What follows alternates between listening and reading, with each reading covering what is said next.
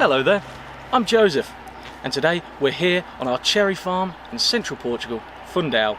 We're up bright and early. It's a beautiful, hot, sunny summer's morning, and we're out watering the veg patch. I've already let all the poultry out, so we've got the chickens, the geese, the turkeys, the ducks. They're all out now. They're paddling in the stream and doing whatever they're doing. And I'm out here in the veg patch. The dogs are barking. I'm out here in the veg patch, and it's becoming part of our daily routine now, where we're harvesting all of this beautiful veg. It's like a food forest down here. We've got tomatoes, cucumbers, lettuce, cabbage, beans, kohlrabi, courgettes, and it's becoming, yeah, every day now we're harvesting baskets and baskets full of this beautiful veg. So I was thinking maybe we could get some spinach and some cucumbers and some lettuce, chuck those over to the poultry. They can feast on those this morning for their breakfast, and then maybe we'll harvest some, take them up to the farmhouse and see what we can make with those. But first things first, I need to go and let my sheep out for the day. Let's go.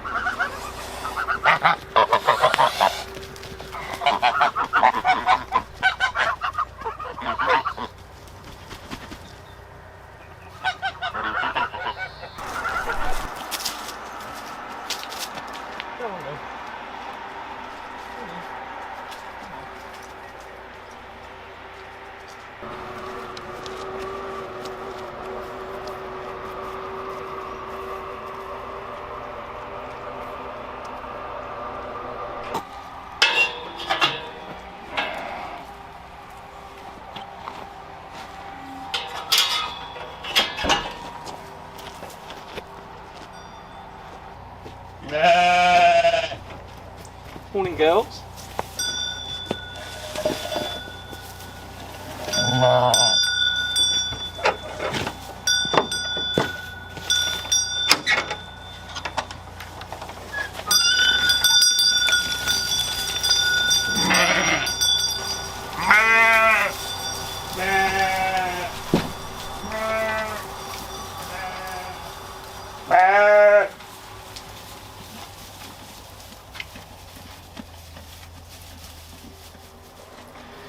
Okay, so that's our sheep all fed and let out for the day.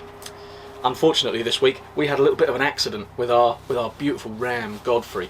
I wouldn't change him for the world, but he's a really big boy. He's strong and he's round and he's big. And rams, as lovely as they can be, they may take the simplest gesture, like a stroke or a scratch on the head, or even just moving with the fork wrong. They may take that as a threat to their dominance, and they may think that you're trying to compete with them because in their eyes you are part of the flock. So yeah, our big boy Godfrey, he headbutted my father, which really is not a pleasant experience. They may look sweet and fluffy and everything, but you need eyes in the back of your head in the field. They're big, they're strong, and their heads are like iron. They're just pure skull. They're really strong. So anyway, yeah, my father, he was bringing some grapevines up. We've been pruning all the grapevines and giving those to the sheep. They absolutely love those. But yeah, my father was too busy, I think, stroking one of the ewes, Sweetie, I think, and yeah, Godfrey was at the side of him, and my father didn't see. He was looking in front. Fortunately, because my father's head was down, fortunately he didn't headbutt my father's head, because otherwise that could be a very serious injury. You could even in fact die from that. They're very strong. But yeah, fortunately my father saw him just at the last minute, so he turned and Godfrey got him in the thigh, which is probably the best place, if there is one, to be headbutted. If it had been in the knee, it could shatter a knee. Like I say, the head, it could be game over. So yeah, you've got to really be careful with those rams. But yeah, he's gone out. He's on the field today, so so we're going to go back now and start picking some veg. Yeah.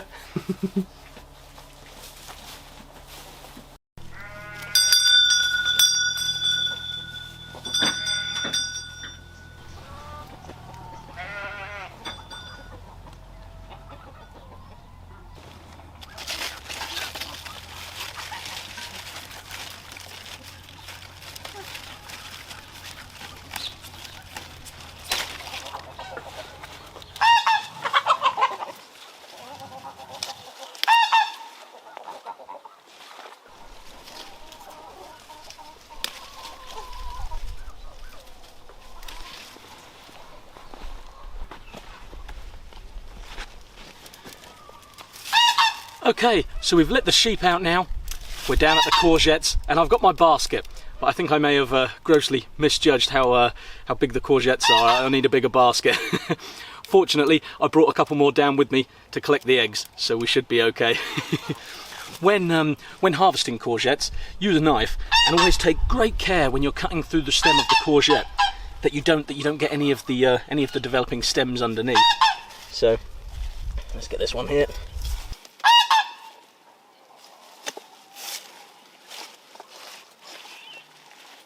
There's one courgette. I think we'll just take the two today. We've got this one and this one, slightly different varieties there. I think if we just take these two, that should be good for what we need in the kitchen.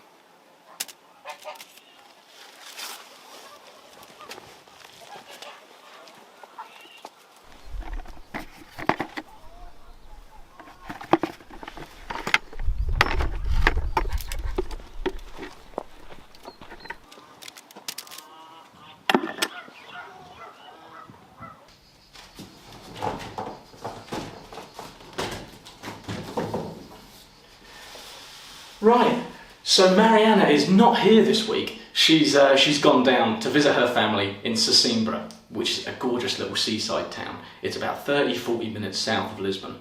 And yeah, she's not here because she's gone to see her mum, her dad, her sisters, and they're all going to throw a baby shower for her. So she's been obviously rather excited about that, so I'm sure she's having a nice time. But I thought while she was gone, I've got this cot here, and I thought it'd be a really nice surprise for her to put the cot up and have it in the room ready for when she gets back. So let's get to it. Let's build the cot.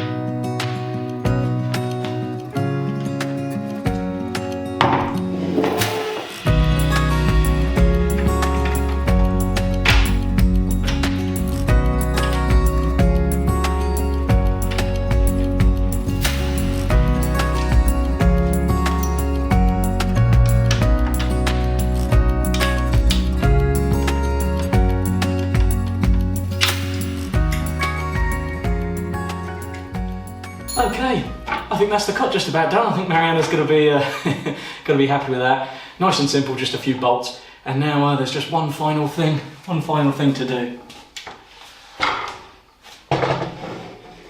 Pop her the right way and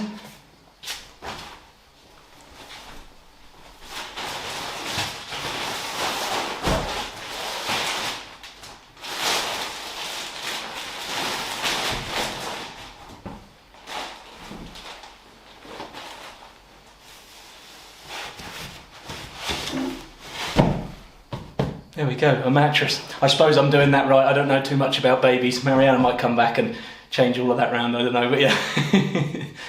There we go, I think she'll be pleased.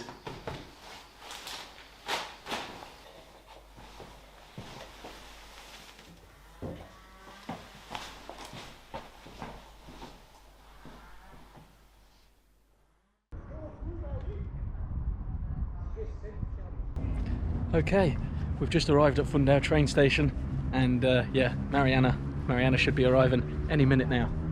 The train should be here like maybe in 2-3 minutes, something like that. So yeah, let's wait for her. So yeah, I have a feeling that the train's going to be down this way. It normally stops quite far down the station. So I'm looking forward to seeing her. I haven't seen her for over a week now, I think. So call me an old softie, I know. She said she's in the middle carriage. So pigeons. She said she's in the middle carriage, so I think she'll be down this way. I might just wait here in the shade actually. It's getting pretty hot now. Hopefully we shouldn't have too long to wait. I think the train should be here in about a minute, 2 minutes, something like that. The train interciudades from Lisboa, Santa Apollonia to Braga will now arrive at platform number 1. It will stop at all stations.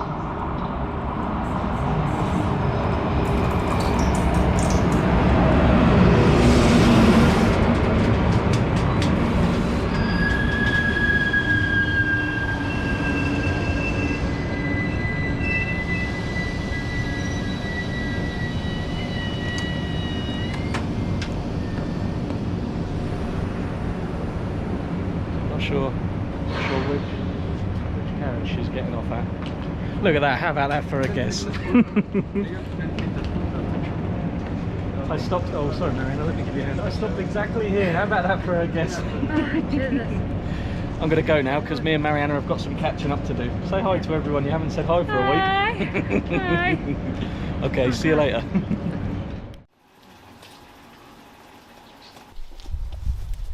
Okay, so we're back on the farm now. Marianna's home. She's feeling it. She's tired. She's had a long 3.5 hour train journey up from Sesimbra, and it's been pretty hot. I can tell you. It's got to be close to 40 degrees today. It's got to be like 38 centigrade or something like that, and that's pretty much the consistent temperature for a couple of months here through the summer. You've got the high 30s, low 40s like every day, and it gets super hot, jolly hot. And of course that means that our grass, our pastures, our cherry orchards, everything, there's no water, there's no rain, there's nothing to keep them going. There's no sustenance for them. So we combat that with irrigation. And yeah, we don't irrigate down by the chickens. Their pasture down there, they get enough of the dry seeds and the bugs and things like that, and the fruit and veg that I give them every day as well, of course. So they don't need irrigated pasture. They probably like it, but they don't get it. The sheep, they also don't get it. They have enough hay and dry food and again vegetables and things. But we do irrigate around the house area, what I would call the garden area of the farm. So this part here, up by the house and everything. And of course we have a cherry orchard. We're a cherry farm, so we have a cherry orchard, and we have roughly, I don't know, just under a hectare of cherries, I guess. So yeah, that's quite a bit of irrigation. There's quite a lot of water that feeds those trees, and all of the water on the farm here, it comes from our land. So we've got 2 boreholes. We have one borehole which feeds the house directly. The water's all tested and everything, and it's safe for drinking. So we use that for obviously all of the house water, so the baths, the showers, the sinks, the drinking, everything like that. And we have another borehole which feeds the cherry orchards and everything. So that produces roughly 3,000 litres an hour. So that's enough for us for the 1 hectare of cherries, and then for the the hose pipes down by the chickens, the veg patch. We have some more hose pipes up by the top, up near where the bees are and things like that, and up by the sheep. So that feeds everything pretty much from that. But yeah, I'm going to show you now how the irrigation works around the pool here, and yeah, let's take a look.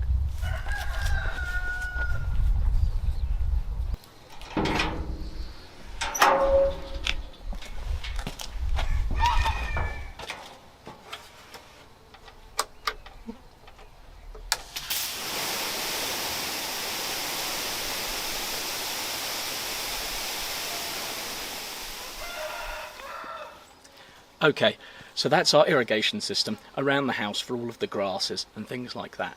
Of course, if you want your grasses to be a nice, luscious, gorgeous green colour throughout the summer, it's quite necessary to irrigate. If not, there'll be a burned golden brown sort of colour, and they'll be all dry and crispy. But that grass is nice and soft, and it's lovely.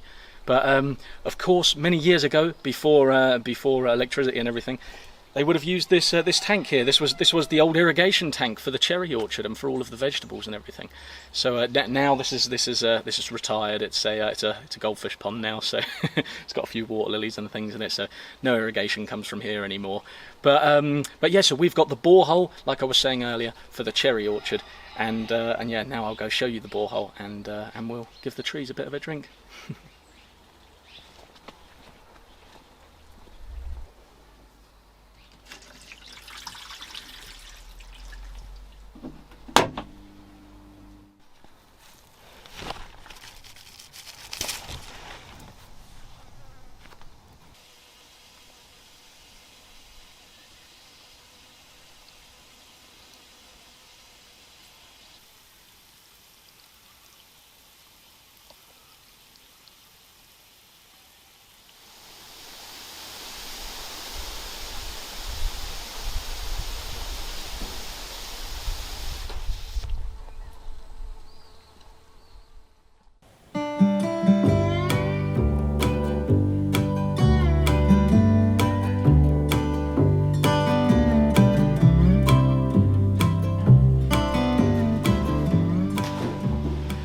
So we're back in the kitchen, and today we're going to be making a beautiful recipe, one that I really like. It's a great way of getting rid of that glut that all us gardeners tend to get every year of tomatoes and courgettes. So yeah, so we're going to be making a ratatouille today. Haven't got any eggplants, so we're not using that in the recipe, but we are going to be using courgettes, tomatoes, bell peppers, blue cheese, red onions, garlic, and some herbs, and some balsamic vinegar as well.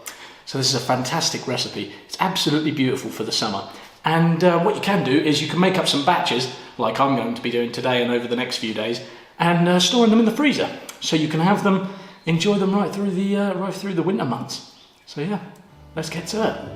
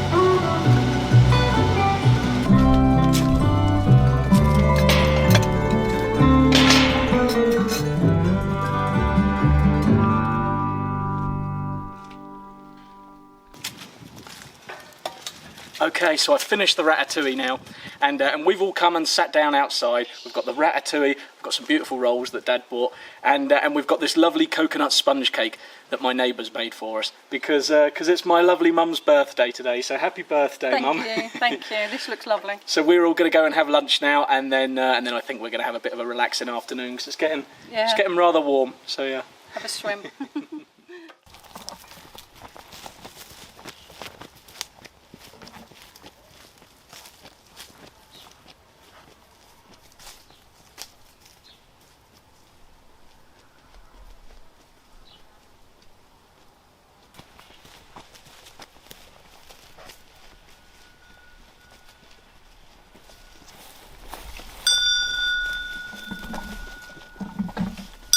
Evening, ladies. Wait. There you go.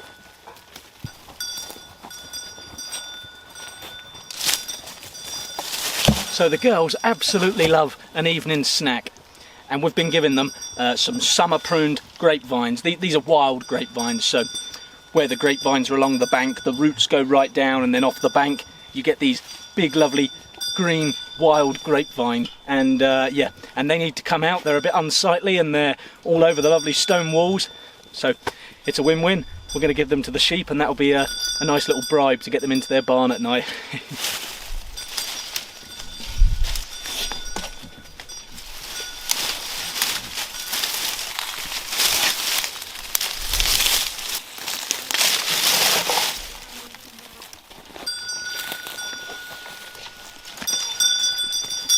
Okay, that's probably enough for now. I'm going to give them a little bit right straight away. Chuck it over there so that they can let me get through the gate, and then and then we'll be in.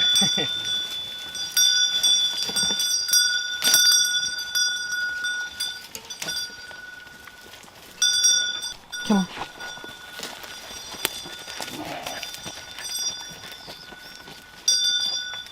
Come on, in we go. In the barn. Let me through.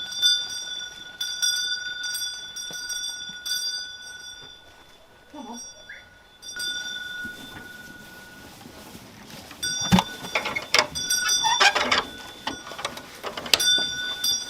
Okay, that's the sheep in for the night. Now we're going to go down, do the chickens, water the veg patch again, and yeah, I think we'll call it a day at that. Come on, mates. Off we go.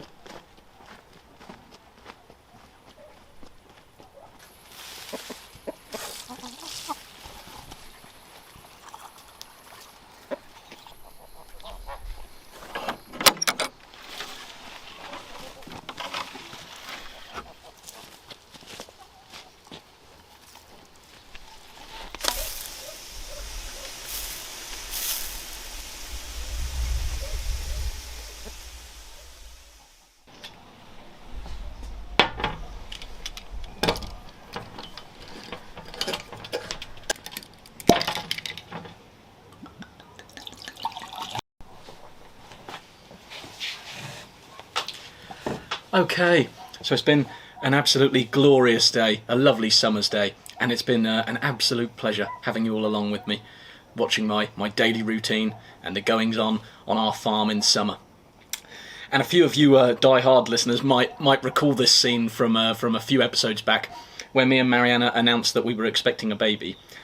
Well, yeah, we've got another little announcement, so we thought we'd come back to the same place. So, what have we got to say, Marianna? We're going to have a girl. We're going to have a little girl. Yeah. Yep. And what's her name going to be? Chloe. Chloe Eleanor. So I know quite a few of you in the comments were asking me if we were going to name our baby a traditional Portuguese name. And although there is a list in Portugal of names that you have to choose from, we possibly would be exempt anyway because I'm non-Portuguese.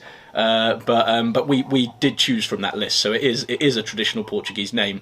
It's just not one of the more common Portuguese names. But it has a bit of emotional significance. That name. It's the name of my late sister. So So yeah, it was more of an homage to her, really.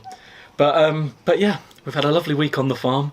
We've done quite a few things. What have we done this week? We've obviously I've been waiting for Marianna, so we picked Marianna up at the train station. So that was the best thing, seeing Marianna again after a week. So yeah, our lovely neighbours Joachim and Samuel, they brought down a big bowl of green gages and plums, and a big lovely birthday cake for my mother. So that was nice. And Mum seems to have had a nice birthday. Dad's recovering from Godfrey's headbutt attacks, so but yeah, thank you very much for watching, and I'd just like to say quickly that that I'm overwhelmed with the people that have contributed to the Patreon. It really is because of you guys that I can continue to make these videos and continue with this channel. But we're a stone's throw away now. We're not far. We're a stone's throw away from hitting 5,000 subscribers. We're only a few hundred away now. And I'd really like to give something back and say thanks. So I'm gonna send a little parcel to every single Patreon. So if you'd like to sign up to the Patreon, you can even just pay for 1 month, and I'll send you a parcel. So yeah. But thank you very much. We really appreciate you watching. Please hit the subscribe button if you liked our video, because that really would mean the world to us. And we look forward to seeing you all again next week. Yeah. Thanks a lot. Thank you.